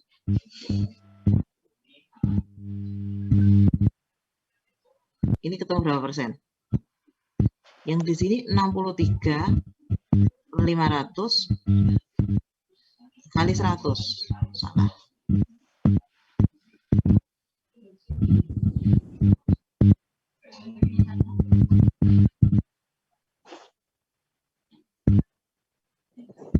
Jadi nanti kalian akan dapatkan hasil di sini, dapatkan hasil di sini, hasil di sini, hasil di sini, hasil di sini, ini. Di sini sama kayak ini konsepnya. Ini persen kumulatif. Berarti ini yang pertama 0, kemudian 0 ditambah hasilnya ini, ketemunya berapa? Ini ditambah hasilnya ini, ketemunya berapa? Ini ditambah hasilnya ini, ketemunya berapa? Ini ketemunya berapa? Ini dibahas ini ketemunya berapa? Tambah ini ketemunya berapa? Oke. Kemudian nanti persen yang lewat, persen lolos ayakan ini, berarti ini 100% kalau tertahan, kalau tidak ada yang tertahan. Kalau yang tertahan 0, berarti yang lolos itu 100%. Berarti yang di sini 100% dikurangi angka ini. Dikurangi ini. Ini juga 100% dikurangi angka ini. Ini 100 minus berapa? Nanti dikurangi semuanya sampai bawah. Bagian ini kalau di total, ini totalnya, ini totalnya berapa? Ini persen pasir tertahan kumulatif, persen berat pasir tertahan kumulatif. Itu nanti adalah MHB-nya.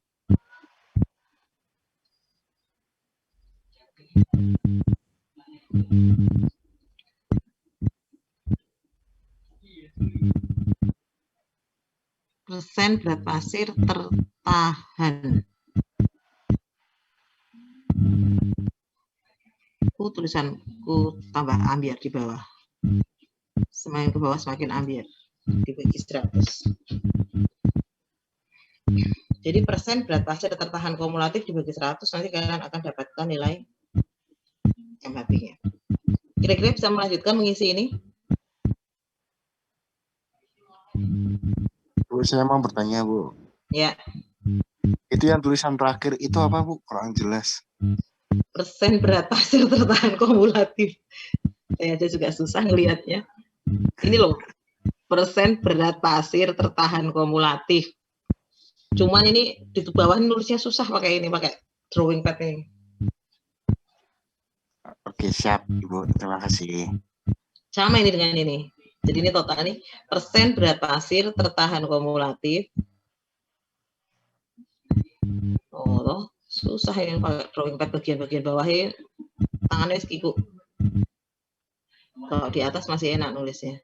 Tertahan kumulatif dibagi 100. Seperti yang tadi ada di teorinya tadi, di materinya. Materinya itu lanjutan dari materi yang saya kirim minggu lalu ya. Jadi yang materi yang kirim minggu lalu itu ya masih itu tadi belum. Saya belum ganti slide yang baru. Jadi masih lanjutan dari materi yang saya kirim minggu lalu. Jadi kalian cari itu ke belakang-belakang di materi yang tak kirim minggu yang lalu. Yang hari ini belum, yang tak kirim tadi di WA belum kita bahas. Tapi karena ada di sini, nah pertanyaan saya adalah pasir ini berapa MHB-nya? Jadi kan nanti kan pertanyaannya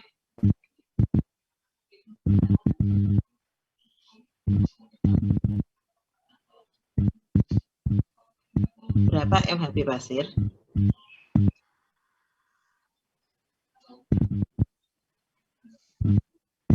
Berapa MHB salah, masuk gradasi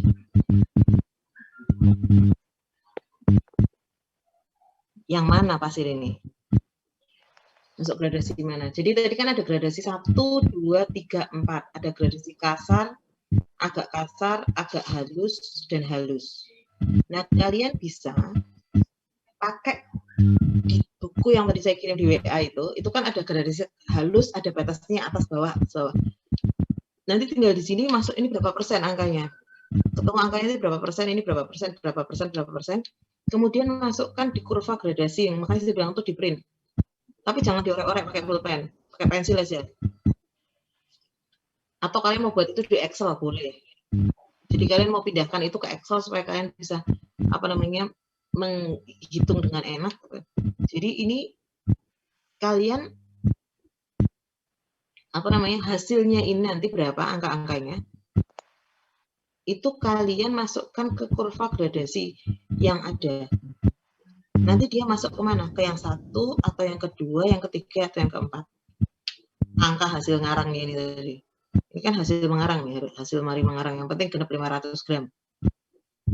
Kira-kira nanti dia masuk di kurva yang mana? Pura-puranya kalian praktikum ngukur ini. Oke? Paham?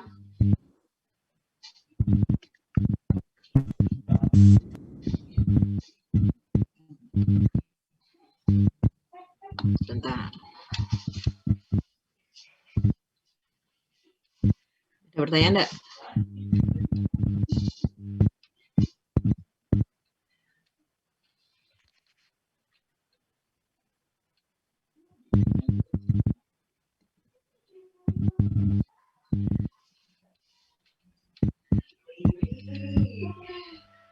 Sudah terkirim tuh ya? Dicek dulu. Sudah, Bu. Sudah. Sudah?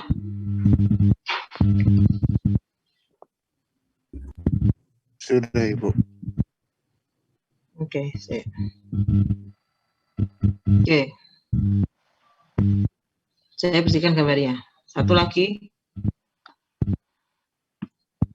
Kalau ukuran lubangnya itu tadi kayak tadi gitu, itu mulai dari 40, 20, 10,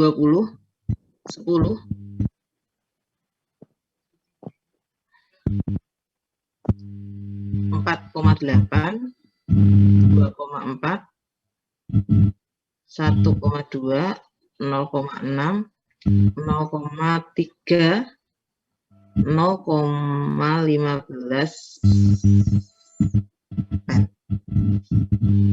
Di sini berat tertahannya. Ini ya total ya. Berat tertahannya ini dalam gram. Totalnya ini kalau kerikil itu ngujinya 2000 gram, 2 kilo. Jadi kalau pasir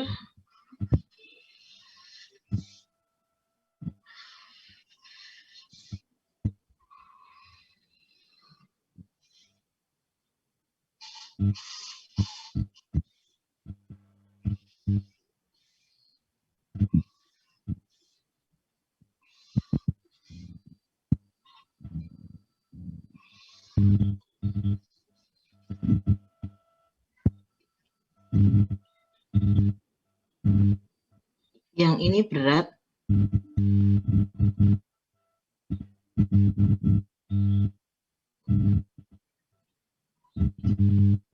Yang ini nulisnya tambah nggak karuan. Kumulatif. Ini persen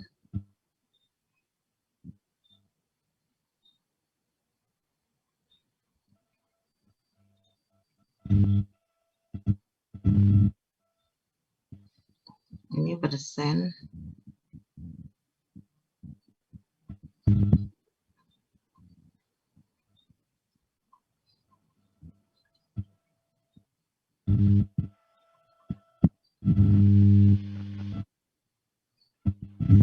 ini persen lolos. Oke. Misalnya di sini 100 yang tertahan di 4, di sini 600, di sini 1.300, di sini 100, di sini 0. Berarti otomatis ke bawah sudah 0 semuanya.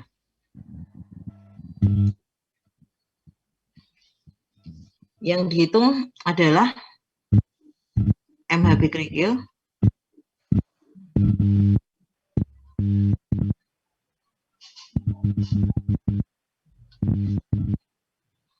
kayak tadi caranya. Angkanya jelas ini. Terus kalau di kurva gradasi kerikilnya masuk di mana? Jadi karena di sini ada di atas 40, kalian harus pakai kurva gradasi yang ukuran maksimum 40 aja nggak apa-apa. Karena nggak ada ya. Meskipun hanya 100, harus dimasukkan di situ. Jadi misalnya ketemunya seperti ini angkanya.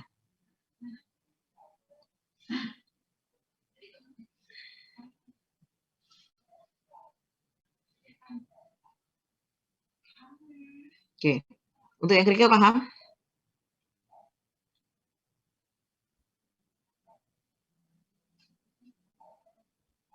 Halo? Sudah tidak ada suaranya. Iya, Bu. Tidur semuanya. Halo, Bu. Enggak, Bu. Enggak, Bu. Atau kalian terpesona melihatku menulis tulisanku yang jelek sekali ini? Kami sedang mengamati ini, Bu. Tidak, Bu. Sedang mengamati tulisanku yang berantakan, acak-aduk tidak karuan ini. Oke. Caranya mengerjakan persis seperti pasir tadi. Hanya ini yang kerikil. Oke.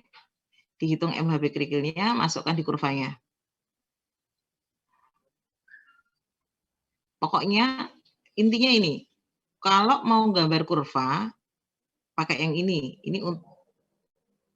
Jadi persen lolos itu untuk gambar kurva. Kalau yang ini untuk hitung MHB. Jadi yang berat tertahannya berapa, ini yang persen lolosnya berapa. Ini untuk gambar kurvanya.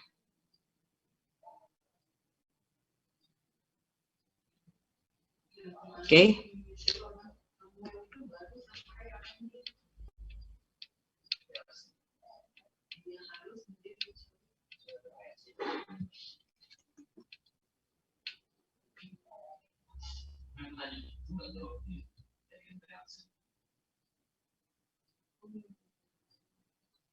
Sudah tak kirim ke WA? Udah masuk?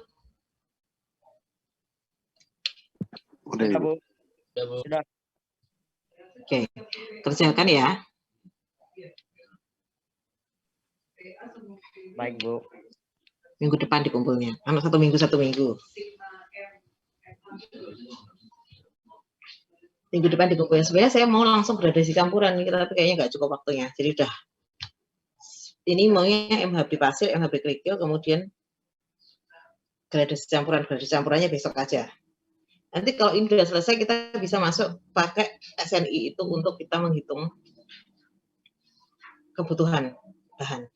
Jadi selama ini belum beres, untuk masuk ke menghitung kebutuhan bahan itu belum bisa dihitung. Nah besok yang tadi ditanyain GB itu nanti saya jelaskan ulang di awal, apakah fast itu ditentukan untuk kondisi-kondisi tertentu, nanti besok saya jelaskan dulu sebelum masuk ke situ perencanaan campuran. Kemudian berapakah fast maksimum, berapakah fast minimum, berapakah kuat tekan minimum yang disyaratkan, itu nanti kita akan saya bahas dulu sebelum kita masuk ke perancangan. Tapi yang jelas ini harus selesai dulu supaya bisa, karena ini adalah bagian dari untuk kalian nanti bisa menghitung dengan cara SNI. Jadi bukan cuma sekedar bedek kayak tadi 1:2:3, 1:3:5, kira-kira mana yang bagus, mana yang tidak gitu kan. Tapi kita sesuai dengan benar-benar kita lihat kualitas material yang kita gunakan, kita uji berat jenisnya, kita uji berat satuannya, kita tahu kandungan lumpurnya, kita cek kadar lumpurnya, kemudian kita tahu gradasi butirannya, menentukan sampai dia kondisinya benar-benar SSD, baru nanti itu yang kita gunakan untuk mengecor saya benar-benar SSD atau JKM, ya, jenuh kering muka atau saturated surface dry, baru itu yang akan kita gunakan untuk membuat beton, untuk kita menghitung perancangan campuran beton. Oke, ada pertanyaan atau tidak?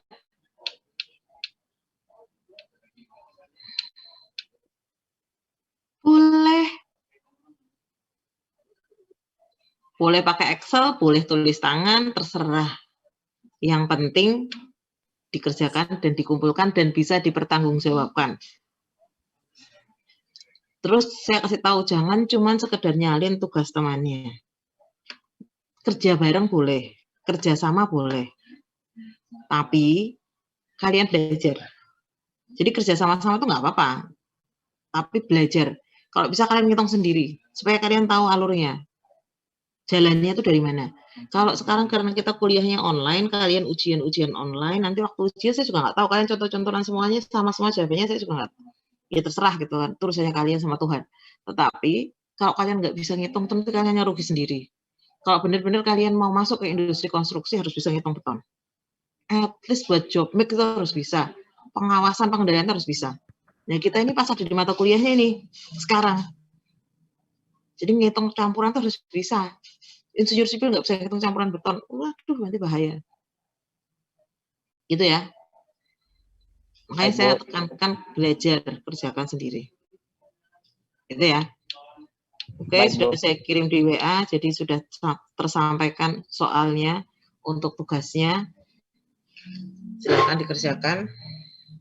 Kalau tidak ada pertanyaan lagi, sudah selesai kuliahnya.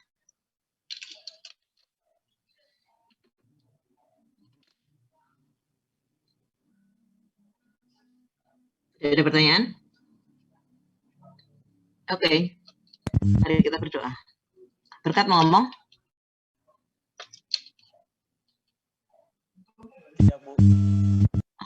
Oh ya, oke. Mari kita berdoa. Tuhan Yesus, Allah Bapa kami di surga, kami mengucap syukur untuk kuliah kami siang hingga sore hari ini. Mengucap syukur karena Engkau memberkati kami sehingga kami bisa belajar dengan baik dan kami bisa memahami apa yang kami pelajari. Kami serahkan diri ke dalam tangan kuasa Tuhan. Engkau memberkati dan menolong kami untuk kami bisa mengerti lagi, lebih lanjut lagi di minggu-minggu yang akan datang mengenai mata kuliah teknologi beton. Terima kasih Tuhan Yesus, kami serahkan diri ke dalam tangan kuasa Tuhan, aktivitas kami selanjutnya Engkau yang memberkati. Di dalam nama Tuhan Yesus kami berdoa, haleluya, amin. Oke, selamat sore, Tuhan berkati, boleh live dari kelasnya. Terima kasih Bu. Ya. Baik Bu, terima kasih Ibu. Oke.